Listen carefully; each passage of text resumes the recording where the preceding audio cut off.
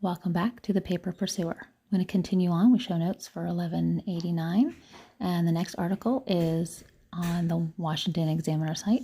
It's titled Sheriff's Office Says Authorities Have Not Yet Concluded Whether Obama DHS Whistleblower's Death Was Suicide by Kerry, Picket, February 24th, 2020. The Amador County Sheriff's Office said the death of Philip Haney, a former Department of Homeland Security official during the Obama administration, is still under investigation and has not been conclusively ruled as a suicide. Unfortunately, there was misinformation immediately being put out that we have determined Mr. Haney's death to be a suicide. This is not the case. We are currently in the beginning phase of our investigation, and any final determination as to the cause and manner of Mr. Haney's death would be extremely premature and inappropriate, the office announced Monday night in a press statement. No determination will be made until all evidence is examined and analyzed, it added. Haney, 66, was found dead with a bullet wound on Friday morning about 40 miles east of Sacramento, California, in a park and ride open area immediately adjacent to State Highway 16 and near State Highway 124, according to law enforcement authorities. Highway 16 is a busy state highway and used as a main travel route to and from Sacramento. The location is less than 3 miles from where Haney was living, the sheriff's office statement explained. Sheriff's investigators conducted a neighborhood canvass and interviewed Haney's RV park neighbors on the day of the incident. They also examined key areas for any video surveillance that may exist from that time. A forensic autopsy has been scheduled to be performed by forensic pathologists from the Sacramento County Coroner's Office. Additionally, we have reached out to our law enforcement partners in the Federal Bureau of Investigation to assist in analyzing documents, phone records, and a laptop that were recovered from the scene in Mr. Haney's RV, the sheriff's office said, adding that authorities are also in possession of his vehicle, RV, and the firearm located at the scene. The FBI was called to process these items as evidence as well, and the investigation is still active. Haney was a government whistleblower during his time at the DHS.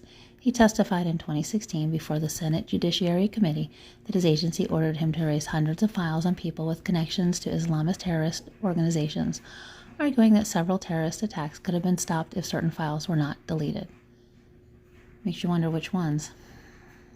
Interesting thought. Wonder if there's anything about Kerry in there and Hamas. Gee.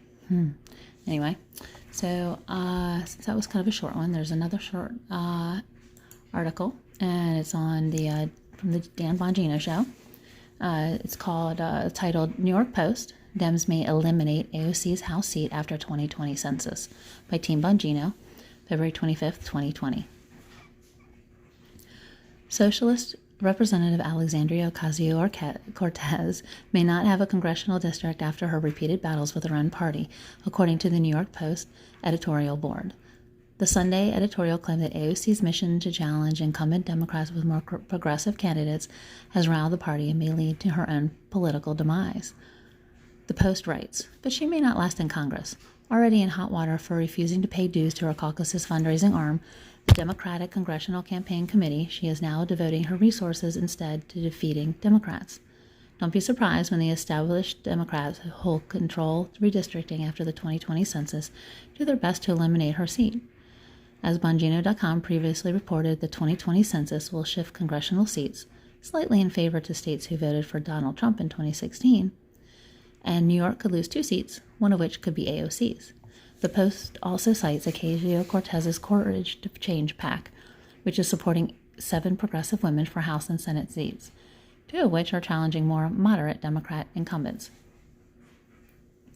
Courage to Change took aim at the Democratic Congressional Campaign Committee, claiming it valued candidates with money over those whose ideologies best serve the party.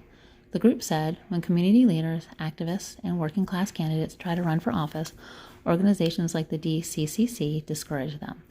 These potential progressive leaders are asked, can you raise $300,000 from your friends and family? If not, don't bother trying. Ocasio-Cortez recently told the New York Times that her goal in recruiting more progressives was to be a little less lonely in Congress. AOC has been a thorn in the side of many establishment Democrats since her election in 2018. The freshman socialist lawmaker butted heads repeatedly with House Speaker Nancy Pelosi last year, taking to Twitter to slam Democrats for refusing to impeach President Trump. She also accused Pelosi of signing out newly elected women of color. I think it's supposed to be signaling out newly elected women of color. Her chief of staff, Saikat Chakrabarti, also enraged House Democrats after calling them New Southern Democrats. I seem to remember Saikat Chakrabarti having something to do with $800,000 or so going missing from the campaign finances. Wasn't he being investigated for that? Anyway, then I'm thinking, didn't I just hear something about 8 possible Democrats flipping to Republican or other because they can't take the mess that's going on now? Not to mention Joe thinking he's running for the Senate. Oh, man. They're really in for it this time. Anyway, thanks for listening, guys. See you on the next one. Bye.